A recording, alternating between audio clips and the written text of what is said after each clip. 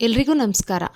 ಸುಧಾಮೂರ್ತಿ ಅಮ್ಮ ಬರೆದಿರುವಂತಹ ಯಶಸ್ವಿ ಪುಸ್ತಕ ಪಠಣ ಸಂಚಿಕೆ 16ಕ್ಕೆ ಎಲ್ರಿಗೂ ಆತ್ಮೀಯ ಸ್ವಾಗತ.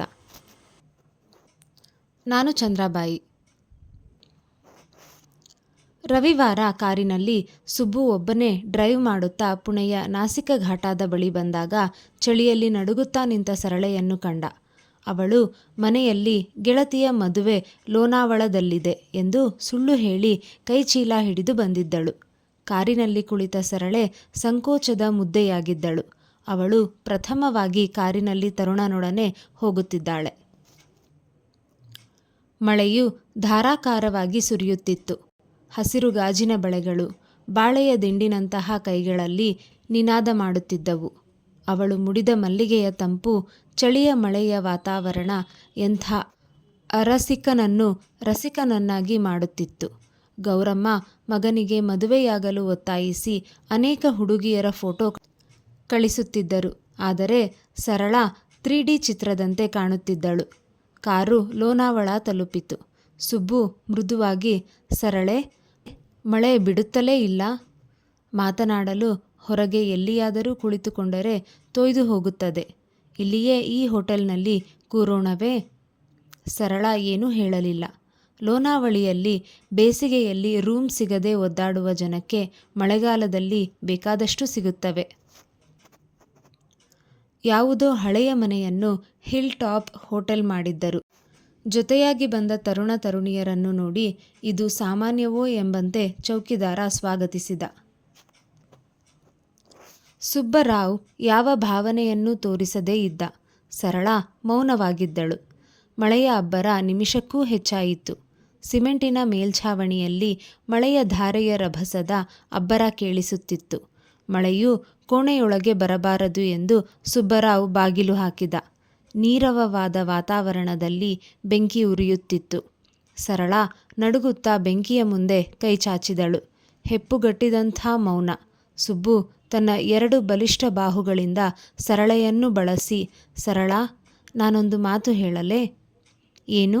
ನಡುಗುತ್ತಾ ಕೇಳಿದಳು ಸರಳ. ನಾನು ನಿನ್ನನ್ನು ತುಂಬ ಪ್ರೀತಿಸುತ್ತೇನೆ. ಈ ಮಾತಿಗಾಗಿಯೇ ಕಾಯುತ್ತಿದ್ದ ಸರಳ ಅತೀವ ಆನಂದದಿಂದ ಅವನಿಗೆ ಜೋತು ಬಿದ್ದಳು. ಯೌವನ ಅಮಲಿನಲ್ಲಿ ವಿವೇಚನೆಯನ್ನು ಕಳೆದುಕೊಂಡು ಅವರಿಬ್ಬರು ಒಬ್ಬರಿಗೊಬ್ಬರು ಸಮರ್ಪಿಸಿಕೊಂಡರು. ವಿವೇಕ ಅಳಿಯಿತು. ಕಾಮ ಗೆದ್ದಿತು. ಅಗ್ಗಿಷ್ಟಿಕೆಯಲ್ಲಿ ಕೆಂಡ ಉರಿಯುತ್ತಲೇ ಇತ್ತು. ಅರವಿಂದನ ಕೆಲಸ ಚೆನ್ನಾಗಿ ನಡೆಯುತ್ತಿದೆ. ಈಗ ಎಲ್ಲರೂ ಅವನ ಸಲಹೆ ಕೇಳುತ್ತಾರೆ. ಅವನನ್ನು ತಮ್ಮ ಮನೆಯವನೆಂದೇ ತಿಳಿಯುತ್ತಾರೆ.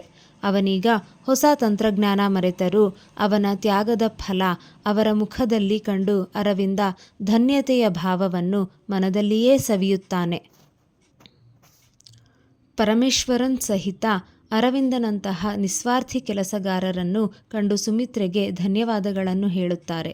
ಸುಮಿತ್ರಾ, ಅರವಿಂದ ನಿನ್ನಂತಹ ಸ್ವಾರ್ಥರಹಿತ ಮನುಷ್ಯ ನನ್ನ ಮಿತ್ರ ಎಂದಾಗ ನನಗೆ ಹೆಮ್ಮೆ ತರುತ್ತದೆ ಎಂದೂ ಬರೆದಿದ್ದಾಳೆ.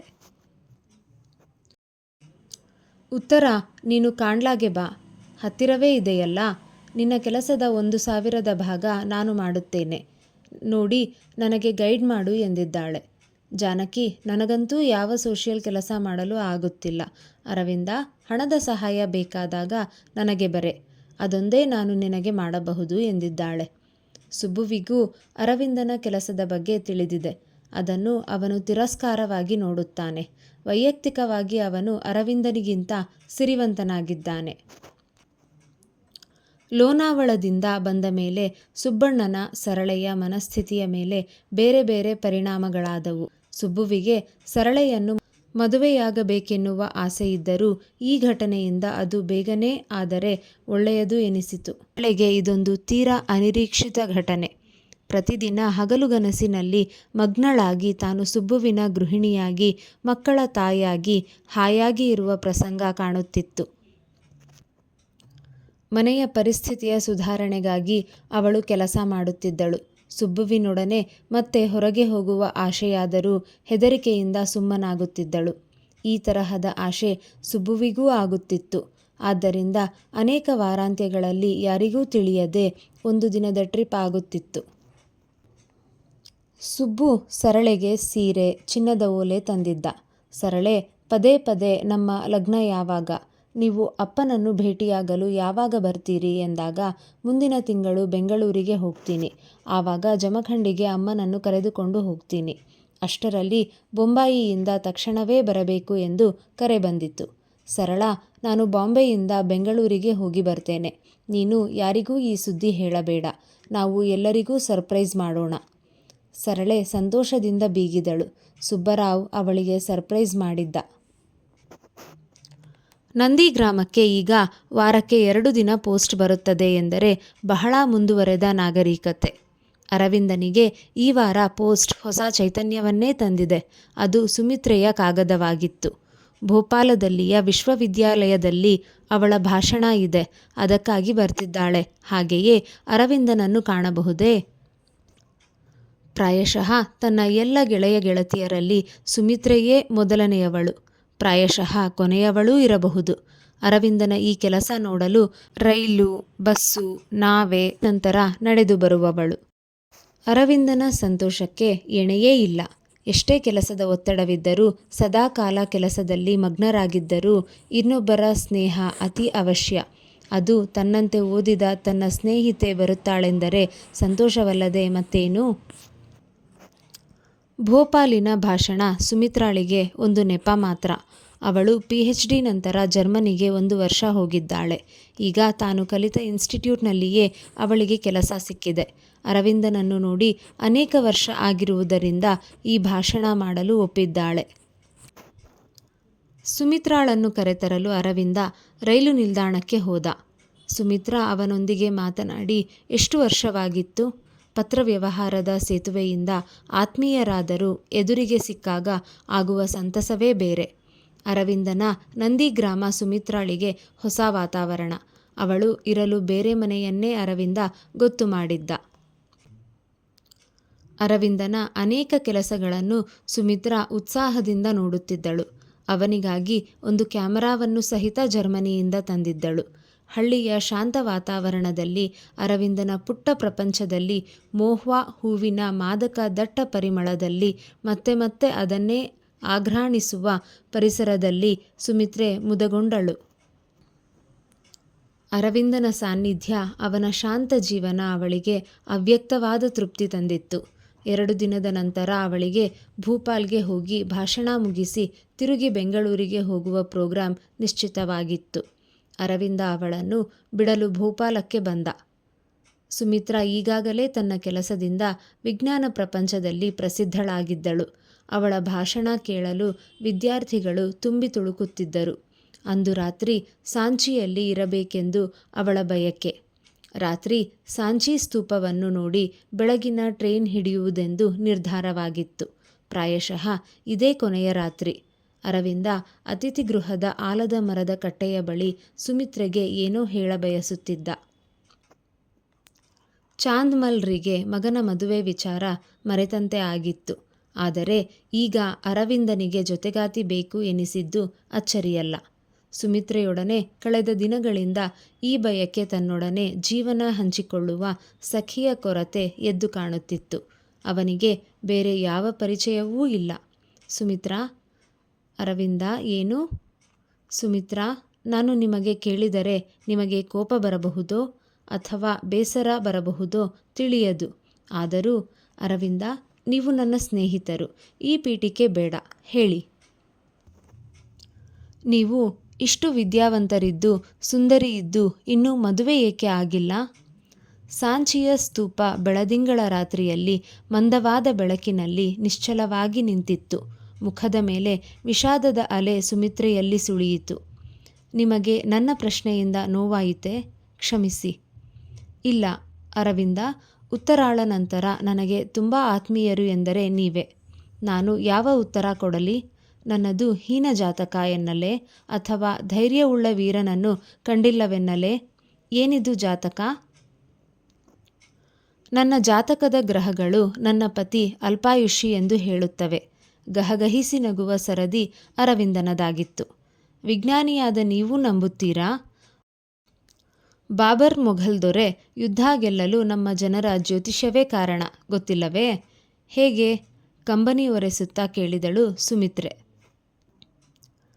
ಹೇಮು ದೊರೆಗೆ ಆಸ್ಥಾನ ಜ್ಯೋತಿಷಿ, ಇಂದು ಗ್ರಹಗಳು ಕ್ರೂರವಾಗಿವೆ, ನಾಳೆ ಯುದ್ಧಕ್ಕೆ ಒಳ್ಳೆಯ ದಿನ ಅಂದರು.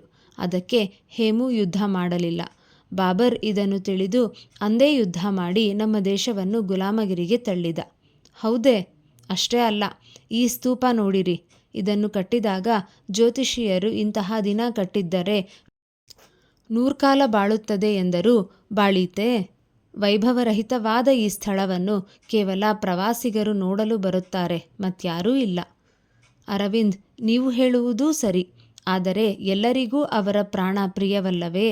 ನನ್ನನ್ನು ಮದುವೆಯಾಗಿ ಅಕಸ್ಮಾತ್ ಆ ಭವಿಷ್ಯ ನಿಜವಾದರೆ ಎನ್ನುವ ಭಯವಿಲ್ಲವೇ? ಈ ಮೂಢನಂಬಿಕೆಯನ್ನು ಮುರಿದು ಮದುವೆಯಾಗಲು ಬಂದ ಯಾವ ತರುಣನನ್ನೂ ನಾನು ಇದುವರೆಗೂ ಭೇಟಿಯಾಗಿಲ್ಲ. ಸುಮಿತ್ರಾ, ಹಾಗಿದ್ದರೆ ನಾನು ನಿಮ್ಮನ್ನು ಮದುವೆಯಾಗುತ್ತೇನೆ. ನನಗೆ ಅಂಧಶ್ರದ್ಧೆಯಲ್ಲಿ ನಂಬಿಕೆಯಿಲ್ಲ. ಶಾಂತವಾದ ಸರೋವರದಲ್ಲಿ ಕಲ್ಲೆಸೆದು ನೀರಿನ ಅಲೆಗಳು ಉಂಟಾದಂತೆ ಶಾಂತವಾದ ಸುಮಿತ್ರಾಳ ಮನಸ್ಸಿನಲ್ಲಿ ತೆರೆಗಳು ಎದ್ದವು. ಸುಮಿತ್ರಾ, ನೀನು ಸುಂದರಿ ಎಂದವರಿದ್ದಾರೆ. ಸುಮಿತ್ರಾ, ನೀನು ಬುದ್ಧಿವಂತೆ ಹೇಳಿದವರಿದ್ದಾರೆ. ಸುಮಿತ್ರಾ, ನೀನು ಉತ್ತಮ ಸ್ನೇಹಿತೆ ಅಂದವರಿದ್ದಾರೆ. ಆದರೆ ಯಾರೂ ನಿನ್ನನ್ನು ಮದುವೆಯಾಗುತ್ತೇನೆ ಅಂದಿಲ್ಲ. ಒಂದು ಕ್ಷಣ ಸುಮಿತ್ರಾ ದಿಕ್ಕು ತಪ್ಪಿದ ಪ್ರವಾಸಿಯಂತೆ ತನ್ನಿರುವನ್ನು ಮರೆತು ನಿಂತಿದ್ದಾಳೆ. ಅರವಿಂದ ಪ್ರಥಮ ಬಾರಿಗೆ ಅವಳ ಕೈಯನ್ನು ಹಿಡಿದು, ಸುಮಿತ್ರಾ, ನನ್ನನ್ನು ಮದುವೆಯಾಗ್ತೀರಾ? ನಾವಿಬ್ಬರೂ ನಂದಿಗ್ರಾಮದಲ್ಲಿ ಸುಖವಾಗಿರಬಹುದು. ನೀವಿದ್ದರೆ ನನಗೆ 1000 ಬಲದಂತೆ. ನಾನು ನಿಮಗೆ ಪ್ರೇಮದ ಹೊರತಾಗಿ ಬೇರೆ ಆಸ್ತಿಯನ್ನು ಕೊಡಲಾರೆ. ದೂರಿನಲ್ಲಿ ಹೋಗುವ ರೈಲು ತನ್ನ ಶಬ್ದದಿಂದ ಅವಳನ್ನು ವಾಸ್ತವಿಕತೆಗೆ ತಂದಿತು. ಚಂದ್ರನ ಶೀತಲ ಕಿರಣ ಇದು ಕನಸಲ್ಲ, ನಿಜ ಪ್ರಪಂಚ ಎಂದು ಹೇಳುತ್ತಿತ್ತು. ಸುಂದರ ಸವಿ ಭ್ರಮೆಯ ಲೋಕದಿಂದ ಕ್ರೂರ ಕಠಿಣ ಜಗತ್ತಿನ ಅರಿವು ಅವಳಿಗಾಯಿತು. ಇಲ್ಲ ಅರವಿಂದ್, ಅದು ಸಾಧ್ಯವಿಲ್ಲ. ಅಚ್ಚರಿಗೊಳ್ಳುವ ಸರದಿ ಅರವಿಂದನದಾಗಿತ್ತು. ಅರವಿಂದ, ಇಷ್ಟು ದಿನ ರಸಾಯನಶಾಸ್ತ್ರ ನನ್ನ ಜೀವನದ ಅವಿಭಾಜ್ಯ ಅಂಗವಾಗಿದೆ. ನಾನು ನಂದಿಗ್ರಾಮದಲ್ಲಿ ಅದನ್ನು ಹೇಗೆ ಉಪಯೋಗಿಸಲಿ? ಕೇವಲ ಗೃಹಿಣಿಯಂತೆ ಇರುವ ದಿನಗಳು ಮುಗಿದು ಹೋಗಿವೆ. ನನ್ನದೇ ಆದ ವ್ಯಕ್ತಿತ್ವ ಈಗ ರೂಪುಗೊಂಡಿದೆ. ನಾನು ಹೇಗೆ ನಿನಗೆ ಸುಳ್ಳು ಹೇಳಲಿ? ಸುಮಿತ್ರಾ, ಉತ್ತರ ಇಲ್ಲವೇ? ಉತ್ತರಾಳ ಮನದಾಳದ ಪರಿಚಯ ನನಗಿದೆ ಅರವಿಂದ. ಅವಳ ದ್ವಂದ್ವದ ಜೀವನದ ದಾರುಣ ವ್ಯಥೆಯೂ ತಿಳಿದಿದೆ. ಅಲ್ಲದೆ ಉತ್ತರೆಯ ಮದುವೆಯಾಗಿ 10 ವರ್ಷವಾಯಿತಲ್ಲ.